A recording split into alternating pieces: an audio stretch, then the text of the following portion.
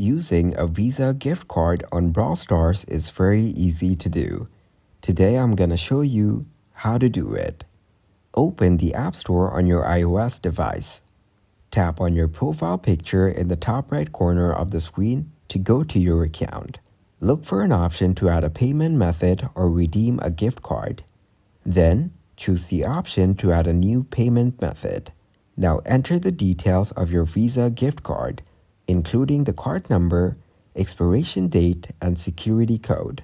After that, confirm the information and redeem the gift card. The value will be added to your Apple ID balance. Open Brawl Stars. Go to the in-game shop and make your desired in-game purchases. Your Apple ID balance will be used for the payment. Open the Google Play Store on your Android device. Tap on the three horizontal lines in the top left corner to open the menu. Then, go to Account. After that, look for an option to add a payment method. Now choose the option to add a new payment method. Then, enter the details of your Visa gift card, including the card number, expiration date, and security code. Now confirm the information and the gift card value will be added to your Google Play account.